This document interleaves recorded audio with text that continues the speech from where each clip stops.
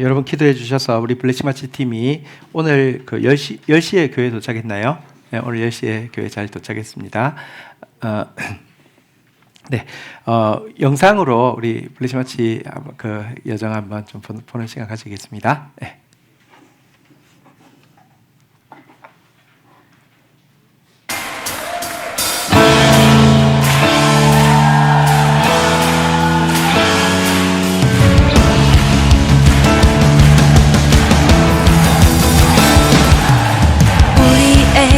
입마신 그의 빛으로 난 내 안에 어둠 사라져 새롭게 됐네.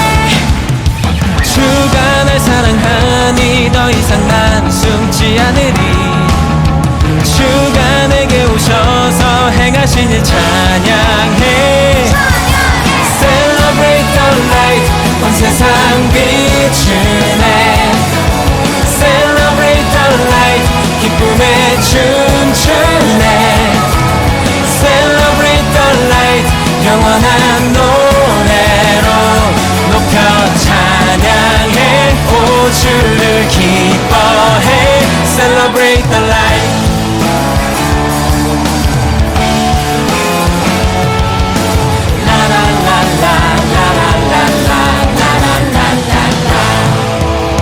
우리에게 임하신 그의 빛으로 난 내 안에 어둠 사라져 새롭게 됐네.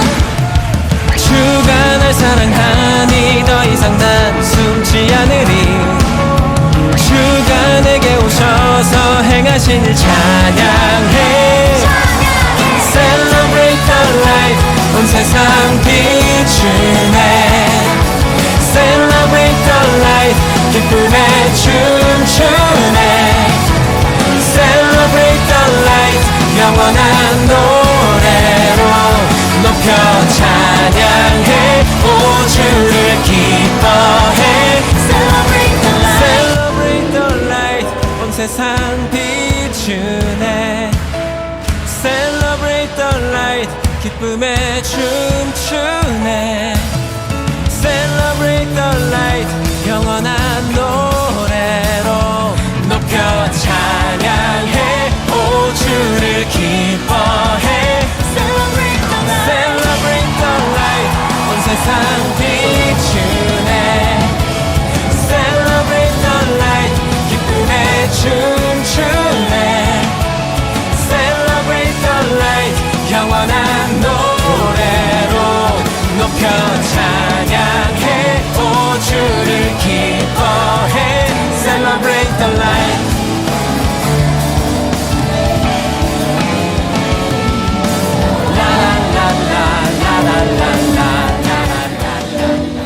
Celebrate the light, 온 세상 비추네. Celebrate the light, 기쁨에 춤추네. Celebrate the light, 영원한 노래로 높여 찬양해. 오 주를 기뻐해. Celebrate the light. Celebrate the light, 온 세상 비추네. Celebrate the light, 기쁨에 춤추네.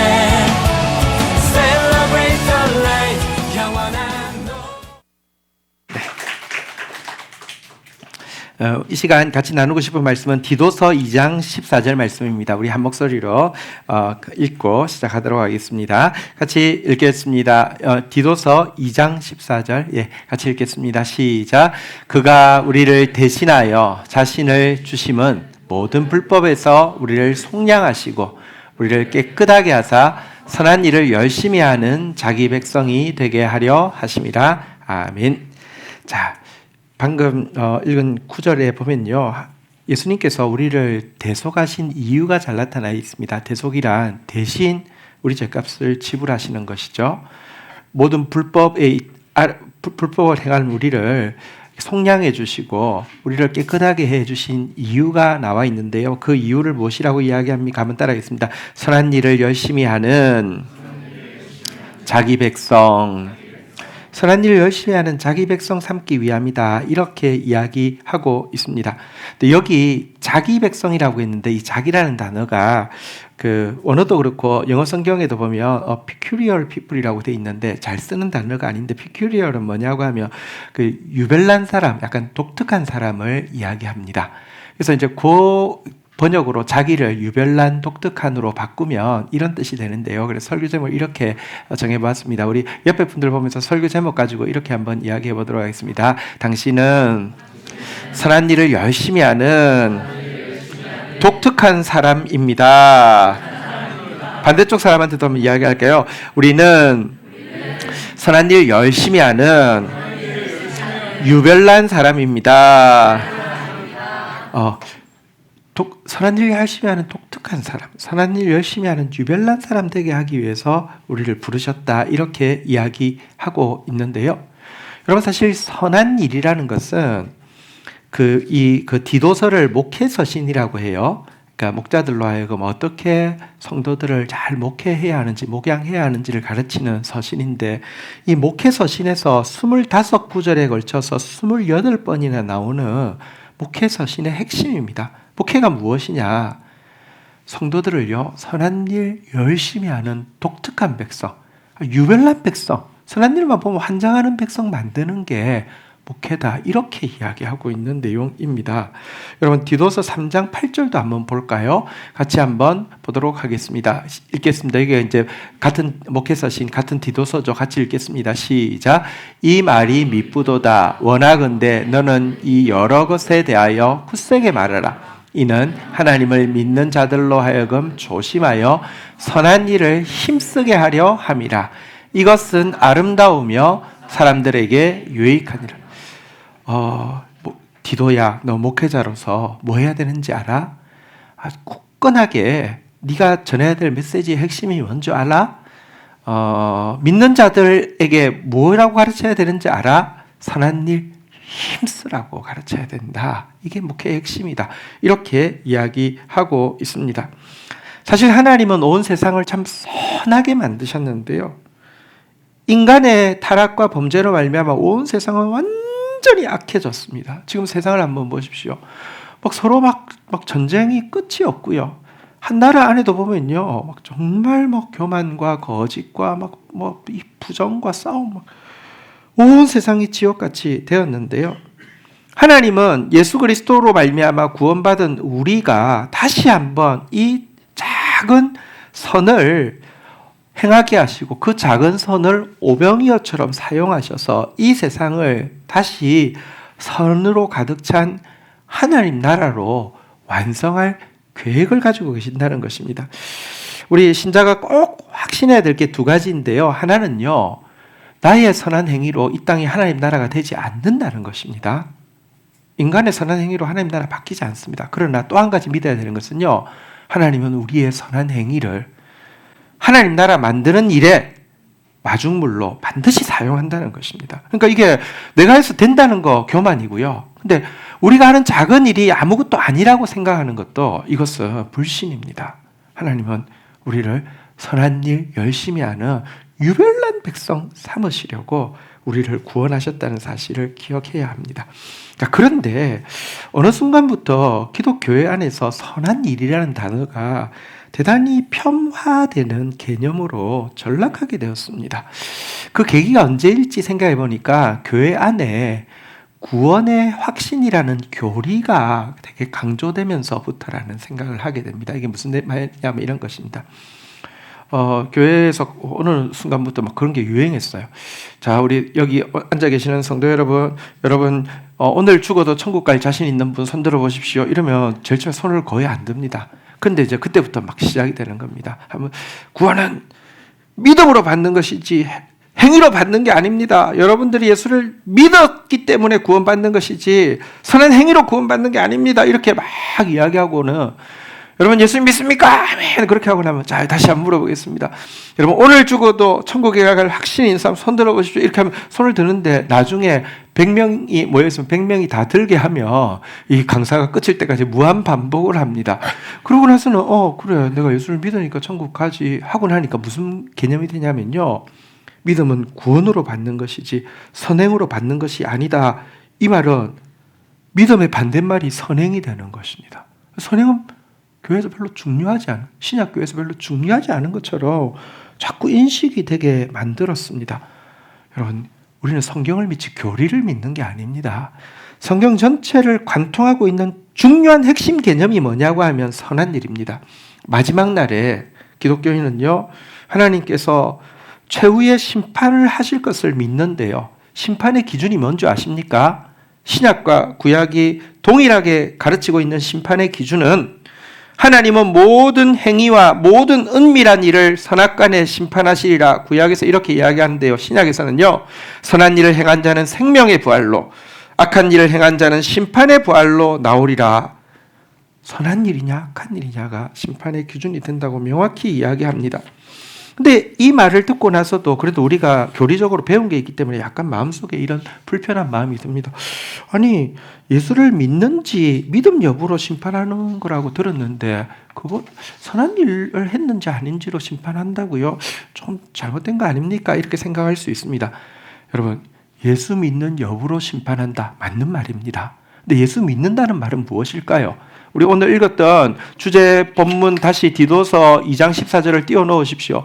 예수 믿는다는 말은 무엇이냐고 하면 예수님이 우리를 대신해서 죽어주신 이유가 우리로 하여금 선한 일 열심히 하는 유별난 백성, 독특한 백성 삼으시기 위함이라는 사실을 믿는 것이기 때문에 여러분, 예수를 믿는 사람은 선한 일 유별나게 환장을 하면서 미친 사람처럼 열심히 하게 되고, 그래서 예수 믿는지 여부로 심판한다는 말이 맞는 말이지만 예수 믿는 게 무엇인지를 설명하는 게 선한 일이기 때문에 선한 일 여부로 심판하신다는 것이 좀 더 정확한 말이라는 것입니다.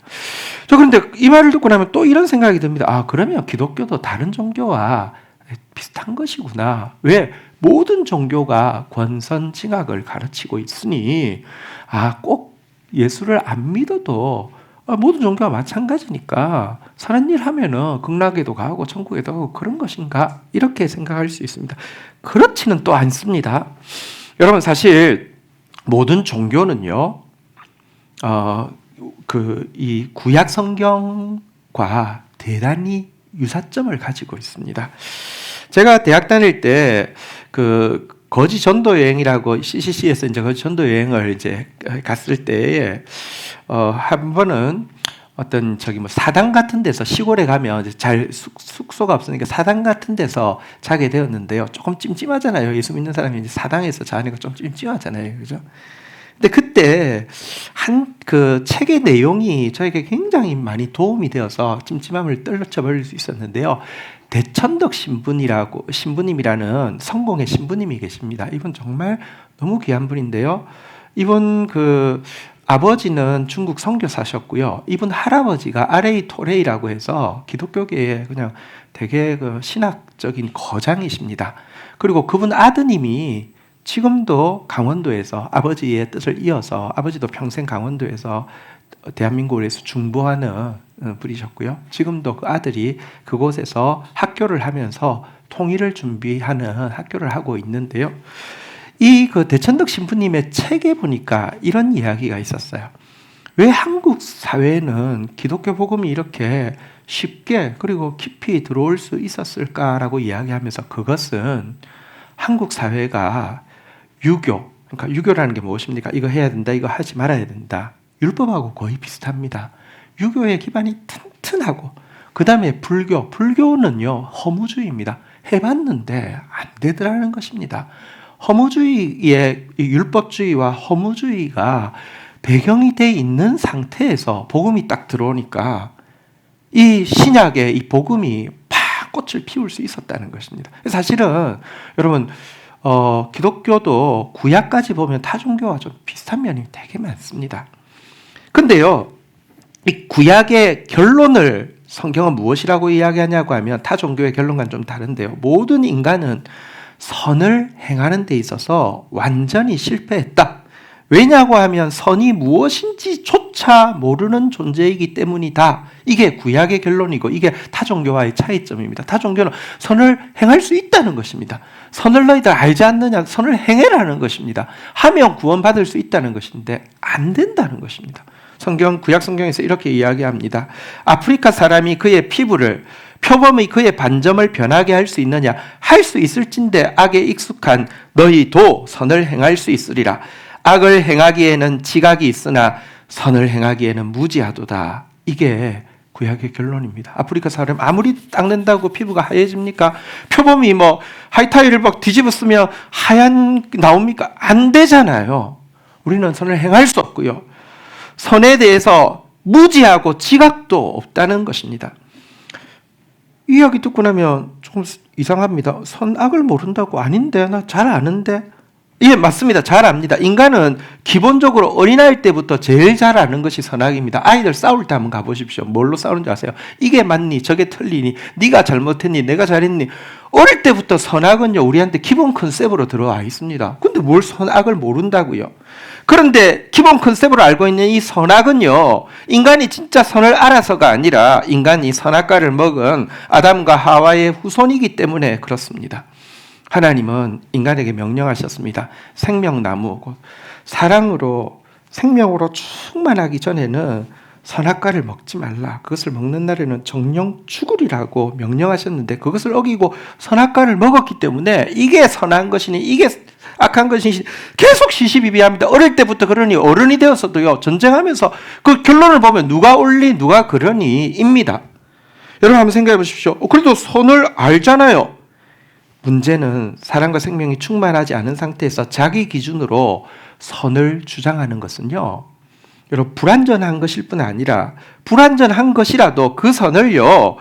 기준이 자기한테는 그 선의 기준이 무한히 너그럽게 적용되어지고 타인한테는 무한히 가혹하게 적용되어진다는 것입니다. 같은 선이라도. 그래서 여러분 원죄를 가장 쉽게 우리 요즘 표현으로 바꾸면 내로남불입니다. 내가 하면 뭐라고요? 로맨스고 남이 하면 불륜이에요. 그게 인간이 가지고 있는 선의 기준입니다. 그래서 인간이 자기 기준 가지고 선을 주장하면 주장할수록 자기는 더 교만해지고 나는 선하니까 자기는 자꾸 자기 합리화가 되고 내 기준에 보면 나는 괜찮은 사람이야. 왜냐하면 느슨하게 적용하니까.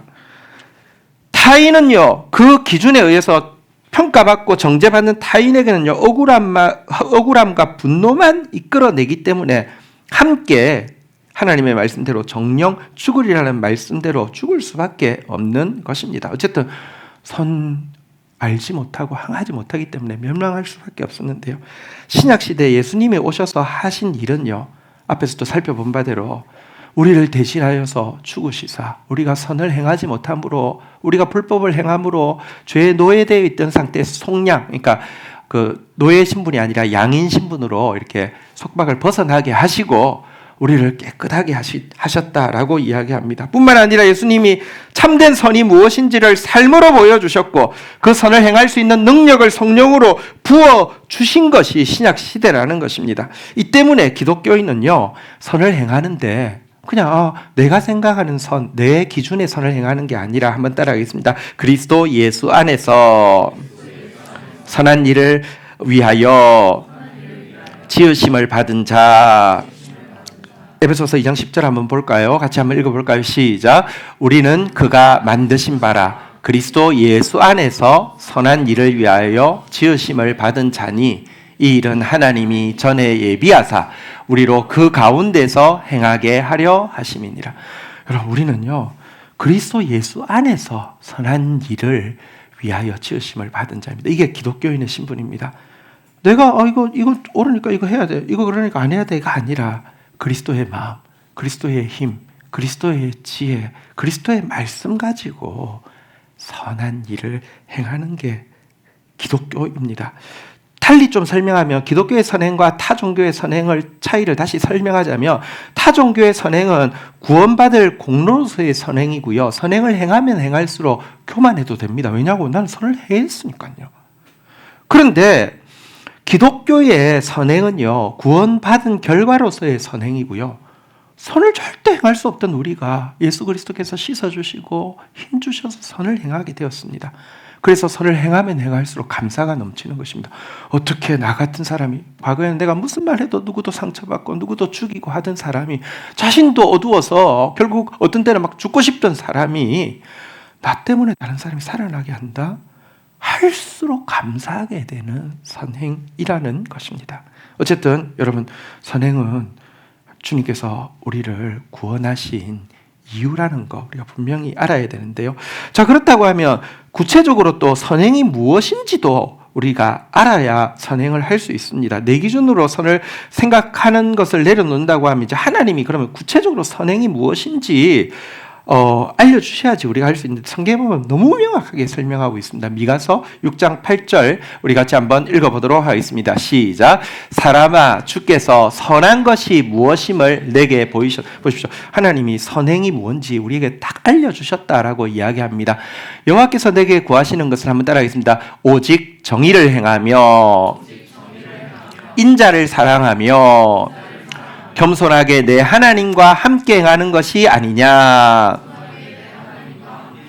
겸손하게 내 하나님과 함께 행한다는 것은 함께 계속 동행한다는 뜻이고요. 이것은 습관적으로 이렇게 주님 곁에 있다는 그런 뜻인데요. 그래서 이것을 지금 선이 무엇인지 너무 잘 가르쳐주고 있는 이것을 좀 쉽게 이렇게 콩글리시로 하면 너무 기억할 수 있으니까 제가 한번 이렇게 만들어 보았습니다. 한번 따라하겠습니다. 선은 정의의 액트를 사랑의 하트와 겸손의 헤비트를 가지고 행하는 것, 이게 선한 일입니다. 선한 일이 무엇이라고요? 일단 정의의 행동, 정의의 액트가 선한 일입니다.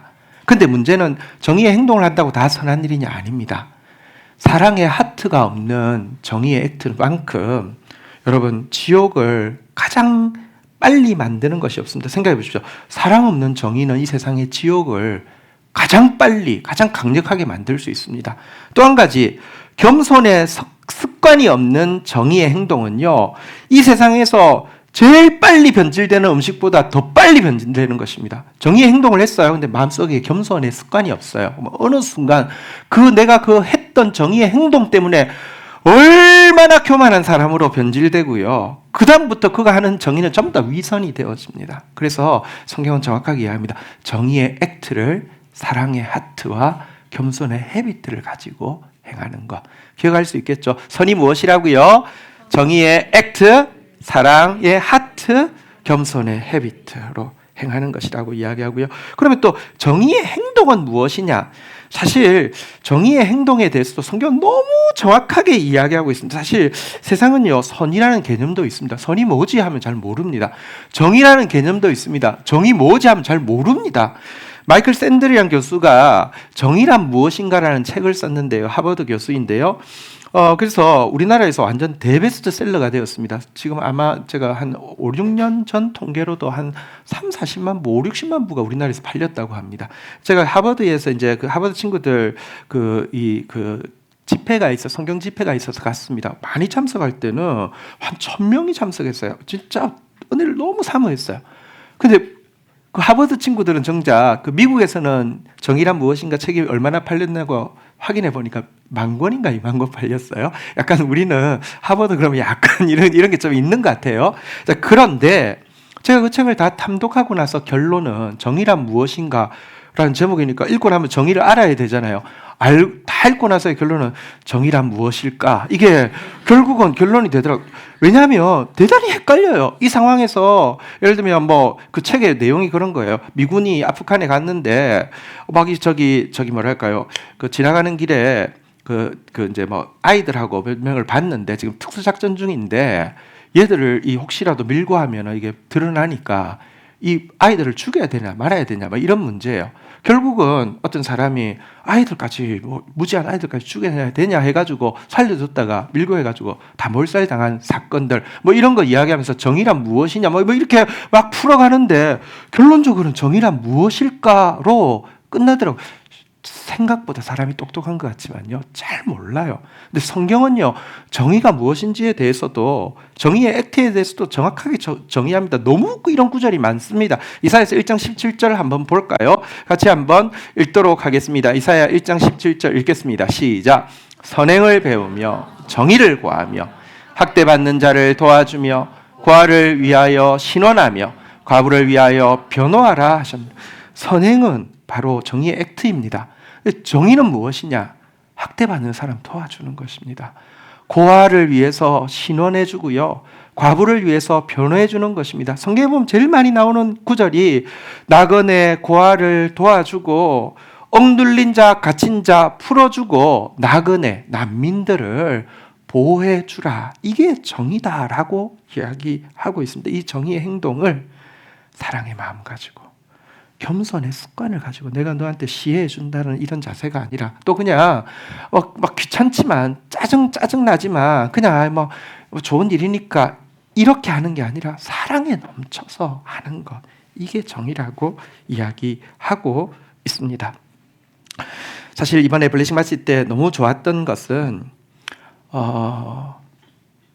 오늘 설교 제목대로 한 번만 더 따라하겠습니다. 선한 일을 열심히 하는 유별난 백성, 독특한 사람, 선한 일을 열심히 하는 유별난 백성, 독특한 사람을 만났다는 것이고, 그들 때문에 희망이 전혀 없는, 이건 진짜 답이 없어 보이는 사람들 속에, 특별히 어린아이, 고아, 과부 이런 사람들 속에 하나님 나라의 비전이 확 살아서 움직이는 것을 보고 왔다는 것입니다. 메소시라는 지역에 있는 미얀마 난민들을 위해서 사역하고 왔는데요. 메소스는 치앙마이라는 태국 북부 도시에서 5시간을 들어가는데, 저는 5시간이라고 해서 막 이렇게 도로 사정이 안 좋아서 5시간, 실제로는 거리는 얼마 안 되는 줄 알았는데 고속도로가 뚫려 있어요. 그래서 5시간을 그냥 계속 달려서 5시간이더라고요. 어쨌든 되게 멀었어요. 그곳에 있는 도시인데요. 국경 바로 도시고요. 아까 영상에서 봤듯이 국경이라는 게 뭐냐고, 흙탕물 흐르는 거 있죠. 그게 국경이에요. 아무것도 없어요. 그냥 흙탕물, 이쪽은 미얀마고 이쪽은 태국이고 이런 것이에요. 그러니까 이걸 막을 수가 없어요. 왜냐하면 국경이 수천 킬로예요. 수천 킬로니까 이거 어떻게 막아요? 그래서 못 막아요. 그러니까 이 미얀마 난민들이 쿠데타 일어나고 그다음에 내전 있고 지진, 홍수 막 계속 되니까요, 넘어올 수밖에 없어요. 물가가요, 여러분, 태국이 1인당 연 한 7천에서 8천 정도 수입이 되거든요, 달러로. 미얀마가 1,500이에요. 1년에 1,500불로 살아요, 평균이. 그러니까 생활 수준이 한 4-5배 차이 나잖아요. 근데 물가는 어떻게 되냐면요, 미얀마가 태국보다 2-3배가 비싸요. 우리 이대용 집사님 이번에 이제 미얀마 우리 교회 집사님이 이제 양곤에서 사역하시는데 이제 일로 나왔는데, 나올 때 목표가 뭐냐고 하면 케찹 30병 사가는 거였어요. 왜냐하면 케찹이 없어요. 근데 가끔 들어가면 있는데 케찹이 한 병에 2만 원이래요, 미얀마에서. 케찹 진짜 싸잖아요, 그죠? 근데 그래서 그러니까 이 사람이 올 수밖에 없어요. 그래서 메소스에 태국인이 2만 명이 거주하는데 미얀마 사람이 얼마가 거주하냐고 하면 20만 명 정도가 거주합니다. 자, 그러면 그래도 남의 나라라도 숫자도 많으니까 그냥 자기 땅처럼 할 수 있냐? 전혀 그렇지 않고요. 국경 막을 수 없어서 들어오지만 이장님들은 불꽃 같은 눈으로 잘 감찰하고 계십니다. 왜냐하고 하면 자기 동네 이제 온 사람들한테 다 삥을 뜯기 때문에 너무나 정확하게 잘 알고 계시고 주기적으로 삥을 뜯습니다. 그리고 이분들은 그 동네, 이장님 구역인 그 동네를 벗어나면 또 삥을 뜯기거나 재수 없으면 쫓겨나기 때문에 난민으로 산지 막 10몇 년 되신 분들도 있어요. 자기 동네 바운더리를 벗어난 적이 없대요. 계속 체크포인트에 태국 군인들 다 있고 계속 검사하니까요. 신분증도 없죠. 아무것도 없죠. 그런 곳이었습니다. 미얀마가 너무 안타까운 게 사역하는 분들도 답이 없다고 생각하는 곳입니다. 왜 답이 없냐고 하면 지금 이제 군부 쿠데타가 일어났는데, 쿠데타가 일어날 수밖에 없는 구조입니다.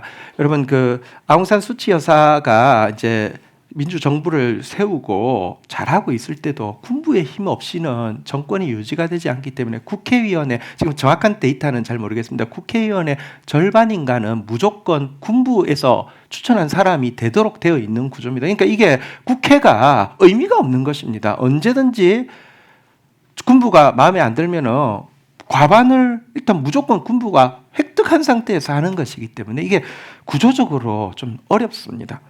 그러면 군부 쿠데타가 해결이 되어지고 나면은 나라가 가능성이 있을까요? 근데 안에 소수 종족들이 너무 다르기 때문에 계속 분리 독립을 요구합니다. 그러니까 군부가 무너지면 또 분리 독립 때문에 이 나라가 유지가 또 되어질 수가 없습니다. 게다가 교육이 어떤 의미에서 미래일 수 있잖아요, 그죠? 근데 교육이 불가능한 요소가 되게 많은데 그 중에 하나가 이 불교의 영향력입니다. 미얀마는 스카모니가 살아 있을 때 불교를 받아들인 것에서 불교의 종주국이라고 주장을 합니다. 근데 불교의 개념이 무엇이에요? 되게 중요한 개념이 업보 개념이잖아요, 그죠? 그러니까 이 사람이 이렇게 사는 것은 그 사람 업보야. 이렇게 하면요, 굳이 애쓸 필요가 없어요. 특별히 자녀 교육에서 한번 보세요. 이곳에 와 있는 난민들이 주로 하는 일이 농장에서 일을 하는 거예요. 근데 농장이라는 게 태국 땅은 넓다 보니까 주인이 농장이 굉장히 넓을 수 있잖아요. 근데 그냥 미얀마 부부 한 부부 그냥 넣어서 이거 전체 다 일을 시키는 거예요. 하루 종일 일만 하는 거죠. 근데 아이들이 여러분 있는 부모들이 그러면 어디 사냐면 집이 따로 없고 그 농장 안에 있는 원두막 같은 게 집이에요. 근데 원두막 같은데 아이를 두는데 이 아이가 이렇게 태어난 건 얘의 업보이니까 얘를 굳이 지금 교육시킬 여건도 안 되지만 굳이 교육시켜야 된다는 강한 마음이 없어요. 여기서 또 고생하면은 다음 세계에 또 이렇게 뭐 좋은 데서 태어날 수 있으니까 이게 합리화가 되는 거예요. 그리고 이제 거기 메소시 이제 국경 지역이다 보니까 요즘 우리나라에서도 우리나라 사람 취업 사기 당해서 막 끌려갔다가 막 거기서 막 보이스피싱 전화하는 그 지역 이 국경 지역이 그 지역이거든요. 그래서 인신매매가 될 수 있으니까 농장에 일하러 나가면서 아이를 원두막 안에 있는 그 원두막 안에 놓고 밖에서 문을 잠그고 나가는 거 애들 잃어버릴까 봐 온도가 몇 도겠어요. 막 그렇게 있는 아이들. 그러니까 보십시오. 나라적으로 봐도 이게 또 미래를 봐도 희망이 없어요. 답이 없어요. 그런데 이곳에 선한 일 열심히 하는 유별난 사람들이 들어가서 일을 시작할 때 이게 하나님께서 어떻게 일하시는지를 분명히 보게 되었습니다. 먼저는 우리 교회에 이제 이대영 집사님, 이지 집사님, 서연이라고 아이들이 있었어요. 혹시 유치부 선생님들 중에서 아이들 기억하는 분이 계세요? 있군요. 네. 근데 잘 모를 수 있어요. 왜냐고 하면 우리 교회 온 지 3년 된 때에 미얀마 간 지 지금 4년이 넘었으니 사실은 공동체성이 별로 없을 수 있어요. 자기들도 그렇게 생각했대요. 3년 있다가 미얀마 가게 되었으니. 그런데 이분들이 하는 이야기가 우리 대영 집사님도 그렇고 치희 집사님도 그렇고 남편 얼굴, 아내 얼굴보다 더 많이 보는 얼굴이 누구 얼굴이냐면 제 얼굴이래요. 왜냐하면 출장이 하도 많아서 이렇게 떨어져 있는 경우가 너무 많은데 매일 GT를 매일 하고 주일 매일 보고 하니까 제 얼굴이 남편 얼굴, 아내 얼굴보다 더 많이 보는 얼굴이에요. 그리고 또 설교를 들을 때마다 하나님이 너무 구체적으로 말씀을 하는 거예요. 그러니까 이게 그러더라고요. 네, 그래서 어쨌든 이 힘든 데서 이렇게 사역해 주셔서 고맙습니다 하니까 목사님 책임지셔야죠. 그래서 왜? 그러니까 목사님이 그 결정의 순간마다 마치 표적 설교를 하듯이 나들으라고 집어서 말해놓고는 이제 와서 뭐 고생한다 이렇게 이야기하면 안 된다고 책임지셔야 된다고 말씀이 계속 들리니까요. 그 말씀 가지고 인도받고 말씀으로 사역을 하니까 워낙 똑똑했어요. 이대영 집사가 굉장히 똑똑해요. 그런데 똑똑할 뿐 아니라 그곳에서 사역하는데 훨씬 더 따뜻해지고 훨씬 더 진짜 이게 그 NGO 이제 사실 NGO 기구가 선교하기가 힘들어요. 국제 기아 대책 본부 여기에 미얀마 지부장인데요. 네, 그런데 정말 복음의 사람으로 아이들에게 정말 생명이 들어가는데 최선을 다하고 있고요. 근데 또 이 NGO인 기아대책본부만 움직이는 게 아니라 현지 선교사님하고 너무 콜라보를 잘한 거예요. 그래서 이분은요, 정말 아이들을 얼마나 사랑하는지 딱 보면 알 수 있어요. 그분과 그 사모님, 아무리 피곤하다고도 애만 보면 막 살아나요. 게다가 이분들이 귀한 게 선교 열심히 하는 선교사들 많아요. 근데 열심히 하다 보면 뭐를 만드냐고 하면 마이 킹덤을 만듭니다. 거기는 완전히 자기 왕국이 돼요.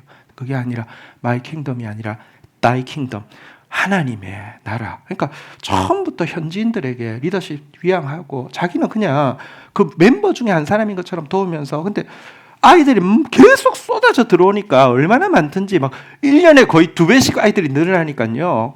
곳곳에 이제 교회를 세우고, 그 교회가 어른들은 난민들이라도 불교도들이 거의 안 옵니다. 아이들은 교육이 안 되고 이분들이 막 찾아가서 부모를 설득합니다. 농장에 가서 아이 보내주세요. 아이 교육해야 돼요. 막 그렇게 하고 차 보내주고 차 보내서 태우고 또 차 다시 이제 보내서 하교시켜주고 하니까 오는데요. 아이들이 막 계속 늘어나잖아요. 그죠? 근데 이 일을 하면서도, 그래서 지금 돌보고 있는 아이가 3,000명이에요. 이 난민 학교가, 이렇게 학교라는 게 아이들이 난민이니까 일단 신분이 없으니까 태국 학교를 못 가잖아요. 난민 학교가 교회들마다 난민 학교를 세우는데 넘쳐나요. 그 혹시 그 사진, 아이들 많이 모여 있는 사진 하나 좀 띄울 수 있어요? 여기가 이제 아이들이 요 조그마한 강당 안에 300명 들어 있어요. 근데 그 뒷자리에 가보면요, 그 강당 뒤에 그 뒤에 제일 끝에 사진 한번 보여주세요. 강당 여기 끝날 때까지 이렇게 앉아 있어요. 한번 그 다음 사진 한번 보여주세요. 여기 강당 끝나는 데까지 이렇게 앉아 있을 정도로 막 아이들이 꽉꽉 넘쳐요. 근데 이 둘이 콜라보를 하니까 얼마나 좋던지. 이쪽 기아대책본부는요, 펀드레이징하고 그다음에 홍보하고 그다음에 사람들 모빌라이제이션 하는 이런 전문성이 있잖아요. 그래서 사람들에게 이런 일이 있습니다 홍보하고, 한번 가보시겠습니까? 데려오고 나서 보고는 후원하게 하며 요거를 이쪽에 넘겨주면 선교사님은 딴 데 신경 안 쓰고 정말 아이들 위해서 하나도 빠짐없이 막 흘려보내고 하니까 얼마나 좋은지 몰라요. 게다가 또 제가 이번에 가서는 다음 세대 교회의 단기 선교는 이러해야 된다, 이 컨셉을 얻었는데, 보통 단기 선교를 가면 은혜를 받는데 그 은혜는 뭐냐면 생고생한 은혜거든요. 가서 밤에 잘 때 터서 벌레 물려서 어떠니 음식 먹을 때 니네들 그거 먹어봤어? 이게 약간 은혜의 컨셉이에요. 지금 이제 없으면 여러분 티스 당할 수 있으니까 없으면 안 된다는 걸 알기 위해서 우리 건희 형제가 이번에 갔는데, 실은 건희 형제가 옛날에 청소년 때 어느 교회에서 단기 선교를 갔어요. 근데 막 생고생을 시켜가지고 그 다음부터 교회를 아예 안 다녔잖아요. 그러다가 이번에 갔는데 건희 형제가 뭐라고 하냐고, 마치는 날에 자기가 진지하게 여기 한 6개월 정도 여기서 좀 살고 싶다고 이야기해서 내가 부모님한테 가서 이야기하고 오라고 그렇게 이야기. 마지막 날에는 근데요, 제가 만약에 여기 분하고 결혼을 하게 되면 우리 자녀 DNA가 얼굴이 좀 까맣게 나올까요? 이렇게 이야기. 왜냐하면 보세요, 선교사님은 솔직히 진짜 신실하게 사역하는 선교사님은 그 동네 맛집이 뭔지 몰라요. 숙소가 어디 좋은지 몰라요. 그게 또 당연해요. 그렇잖아요. 그죠? 진짜는 모를 수밖에 없어요.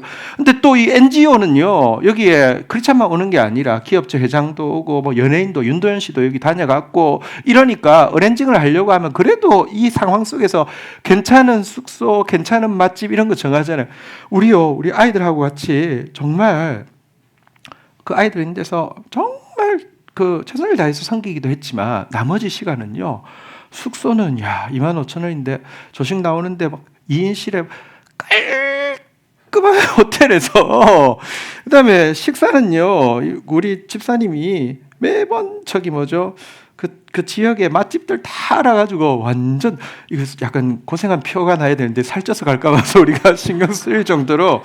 그래서 여러분들이 두리안의 세례를 받는지 모르겠지만, 두리안 좋아하는 사람은요 3번 두리안 파티를 하는데 이야 이게 다음 세대 단기 선교 컨셉이다. 이거다 바로 이런 생각할 정도로 이 콜라보를 하니까 그게 너무 좋았습니다. 그리고 이 선교사님이 무슨 이야기를 하냐고 하면 이 아이들이 사실은 별로 희망이 없잖아요. 그죠? 난민 아이들이 희망이 없잖아요. 부모가 한 달에 받는 이렇게 임금이 그러니까 그 임금이 10만 원이 안 되거든요. 한 뭐 7만 원, 8만 원 이렇거든요. 그것 가지고 한 달을 살아야 되니 정말 비참해요. 그런데 이 아이들에게 여러분 객관적으로는 희망이 없는데 하나님이 들어가시니까요. 그 얼굴 속에 진짜 기쁨이 있고요. 그들 속에 하나님이 들어가니까 믿음이 들어가니까 역사가 일어나는데요. 어떤 일이 있었냐고 하면 지금 이야기는 아니고 아마 지금으로부터 한 십몇 년 전의 이야기인 것 같아요. 난민들이 온 지는 오래됐으니까요. 난민학교에 그때는 그 난민학교에 목사님이 이제 오토바이를 가지고 아이들을 태우고 오고 갖다 주고 하는데 하루는 비가 너무 많이 와가지고 길이 완전 진흙탕이 되어가지고 이 오토바이 오는데 몇 번 넘어지고 오래 걸린 거예요. 그래서 그 아이들이 자기들끼리 모여서 기도를 하는 거예요. 하나님 우리 학교에 차 주세요. 이렇게 기도를 했대요. 이 소식이 우리 신정원 선교사님한테 들어갔는데 선교사님이 아이고 그 기도하는 건 좋지만 좀 지나치다 이렇게 생각했대요. 왜냐하면 그 당시만 해도 난민 학교뿐 아니라 공립학교도 차로 라이드 해주는 데가 없었대요.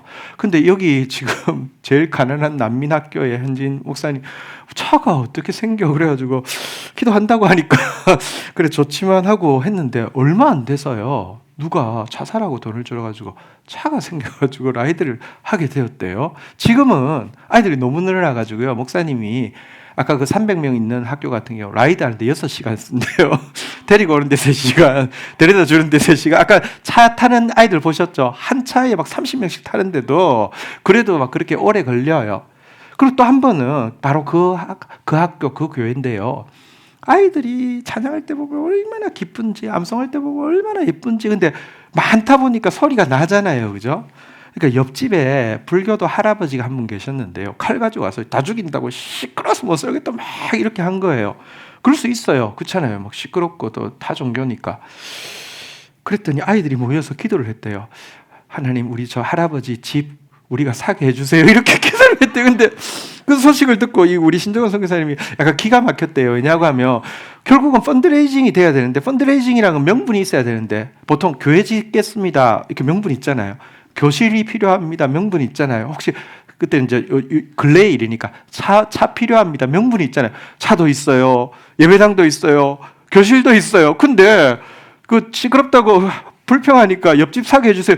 누가 그걸 사겠어요? 그럼 말이 안 되죠. 선교사님이 기도하는 건 참 좋지만 참 이걸 난감하다 그랬는데요. 무슨 일이 있었냐고 하면 얼마 후에 단기팀이 왔는데 어떤 이제 뭐 나이 있으신 장로님인지 뭐 집사님인지 막 아이들 막 찬양하고 막 암송하고 있을 때 옆으로 쑥 돌다가 그 옆집 앞에 가서는 그 목사님한테 물어봤더니 이런 집에서 불평 안 해요? 이렇게 이야기하니까 안 그래도 이번에 왔다 갔다 그러니까 그분이 여기 사라고 돈을 주셔가지고요 사게 된 거예요. 그러니까 이게 하나님 나라는 어린아이 속에 있다 그러는데 희망이 없던 아이들이 그렇게 밝아지고요.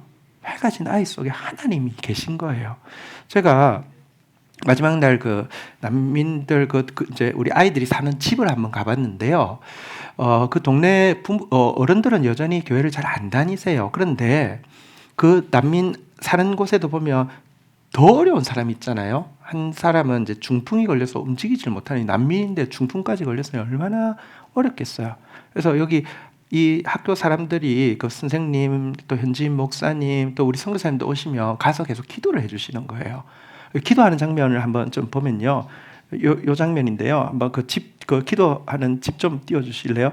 집이라는 게 벽이 있거나 뭐 유리가 있거나 이런 게 아니라 이렇게 요 안이 그냥 집이에요. 보시면 흰 옷 입으신 분이 우리 선교사님이시고요. 그 이제 중풍 걸리신 분이 거기 계시고요. 앞에 앉아 있는 분이 현지인 목사님이세요. 그러니까 위에서 이제 올 때마다 들어가서 기도해 주니까 기도해 주고 있었어요. 뭐 자연스럽고 우리는 따라갔기 때문에 뭐 기도 소리가 들리는 것도 아니고 하니까 우리는 그냥 밖에서 이제 서서 그냥 보고 있었죠. 그러니까 사진도 찍고 했죠. 그런데 여기에 이 동네에 그 난민학교 다니는 아이가요. 옆에서요. 보니까요. 한번 보시겠어요? 아이가 그 옆에서 기도하는 거예요, 같이. 그래서 내가 하나님 나라가 희망이 하나도 없다고 하지만 하나님이 지금 하나님 나라를 이 아이 속에 심었구나. 그리고 이거를 마중물 삼아서 하나님이 희망이 없다고 하지만 이 땅에 하나님 나라를 이루시겠구나. 이런 생각이 들게 되었습니다. 말씀을 정리하겠습니다. 오늘 설교 제목 여러분들 평생에 기억하셔야 합니다. 한번 따라하겠습니다. 나는 선한 일을 열심히 하는 유별난 사람입니다. 우리 옆에 분들 한테도 이야기했습니다. 당신은 선한 일을 열심히 하는 참 독특한 사람입니다. 이게 우리 정체성이라는 거 꼭 기억하십시다. 여러분 지금까지는 여러분들이 선을 막 주장했는데 내 기준 가지고 선을 주장해서 다른 사람 죽이고 나도 막 망가뜨리는 선이었습니다. 이제 아까 배웠죠? 선이 뭐라고요? 다시 한번 따라하겠습니다. 정의의 액트, 사랑의 하트, 겸손의 헤비트, 고아, 과부, 갇힌 자, 눌린 자, 학대당하는 자들을 자유케 하고 도와주되 사랑의 마음 가지고 겸손의 습관 가지고 하는 것. 이게 우리의 부르심입니다. 이번은 사실 정탐이어서 여러 학교를 갔는데 여러 학교 갔다 해도 저희들이 이제 신종호 선교사님이 돌보고 있는 학교에 뭐 반도 못 갔어요. 너무 많으니까. 그리고 애들이 계속 들어오니까요. 내년에는 우리 청년들 이제 2월달 뭐 이렇게 이제 우리 정기적으로 가는 코스가 이제 그 미얀마 쪽에 좀 집중하게 될 것 같은데요. 좀 많이 가셔서 한 학교에 뭐 한 팀씩 이제 가서 한 잠시가 아니라 한 이틀 정도 이렇게 아이들 정말 제대로 돌보고 또 다른 학교 돌보고 그리고 우리 팀이 여러 팀이 가면은 잘 돌볼 수 있을 것 같아요. 청년 여러분들 속에 선한 일이 들어오고 여러분의 선한 일을 마중물 삼아 하나님이 이 땅 가운데 선한 나라, 정의가 강물처럼 흐르는 나라 만드시는 것, 이것이 여러분들의 비전이 되었으면 좋겠고 그들 안에 임한 하나님 나라를 함께 볼 수 있는 우리 청년들 되기를 축복합니다. 자리에서 일어서시겠습니다.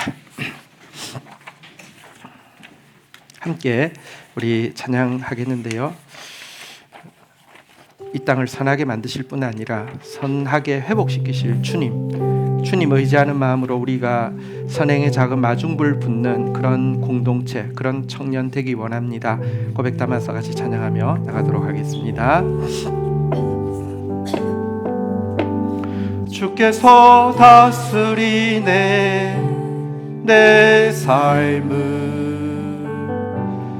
주께서 다스리네 내 삶을, 주께서 일하시네 지금도, 주께서 일하시네 내 삶. 주님만 의지해요, 주님만 의지해요, 주님만 의지해요. 예, 우리의 작은 선을 통하여 이 땅 가운데 참된 하나님 나라를 이루실 주님 의지합니다. 주님 바라봅니다. 주님 신뢰합니다. 주님만 의지해요. 예, 주님, 주께서 다스리네, 주께서 다스리네 이 땅을, 주께서 다스리네 이 땅을, 주께서 일하시네 이 순간, 주께서 일하시네. 우리 한 번 더 이렇게 고백하겠습니다. 주께서 다스리네 그 땅을, 주께서 다스리네 그 땅을, 그 땅을, 주께서 다스리 그 땅을, 그 땅을, 주께서 일하신 이 순간, 주께서 그곳에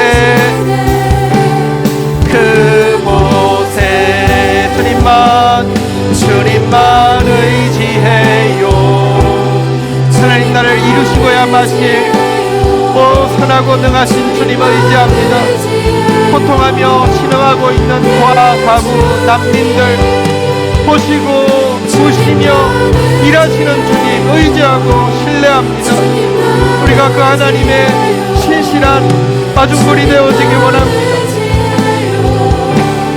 예수님 만물의 창조자, 만물의 창조자, 열방의 통치자, 주 다스리시네. 다주 그분이 창조자이십니다. 그분이 통치자이십니다. 만물의 창조자, 만물의 창조자, 열방의 통치자, 주 다스리시네. 다 주께 속했네. 주께서 다스리네.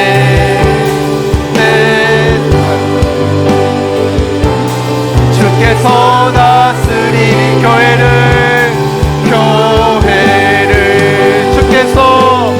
주께서 다스리네. 내어라를 주께서 다스리네. 교회를 주님만 의지해요. 주님만 의지해요. 주님만 의지해요. 주님만 의지해요. 예수님 주님만 의지해요. 주님만 의지해요. 주님만 의지해요. 주님만 예배해요. 주님만 예배해요. 주님만 예배해요. 주님만 예배해요. 내 주님 주님만 예배해요. 주님만 예배해요. 주님만 예배해요. 마지막으로 고백하겠습니다. 주님만 사랑해요. 주님만 사랑해요. 주님만 사랑해요. 주님만 사랑해요. 예 주님 주님만 사랑해요. 주님만 사랑해요. 주님만 사랑해요. 예 주님. 우리 시간 말씀 기억하시면서 합심하여 기도하며 나아가도록 하겠습니다. 우리 시간 고백하실 때 오늘 말씀 제목처럼 하나님 제가 이 땅 가운데 선한 일에 힘쓰는 사람 되게 하여 달라고 이 시간 같이 기도하기를 원합니다. 선한 일을 열심히 하는 그 특별한 사람, 유별난 사람, 그런 사람 되게 해달라고 우리 같이 중보하며 서로를 위해 또 기도하며 나아가길 원합니다. 우리 모두가 하나님 앞에서 선을 행하는 사람으로서 정의의 행동, 사랑의 마음을 가지고 또 겸손의 습관을 가지고 하나님 나라를 위해 또 그 영혼들을 돌보는 일을 위해서 그 선한 일을 위해서 우리가 힘쓰며 나아가기를 소원한다고 우리 시간 같이 결단하며 고백하며 나아가도록 하겠습니다. 우리 주님의 이름 세 번 부르짖으며 나아가도록 하겠습니다. 기도하겠습니다. 하나님 감사합니다. 이 땅을 가장 선한 곳으로 만드셨지만 저희들이 가장 악한 곳으로 변질시켰습니다. 하지만 포기하지 아니하시고 예수님 보내주셔서 우리의 모든 악을 걸머지시고 깨끗게 하신 이후에 우리 같은 작은 자 통하여서 선한 하나님 나라 세우는 일에 동력자를 삼기 원하시는 주님, 저희들이 선한 일을 열심히 하는 독특하고 유별난 백성으로서의 삶을 회복하겠습니다. 정말 선한 일에 정말 온 마음을 다하는 사람으로 살겠습니다. 지금까지 어리석은 나의 기준, 나의 선 가지고 자기 합리화하고 교만해지며 다른 사람들 정죄하고 또 억울하게 만들었던 것 회개합니다.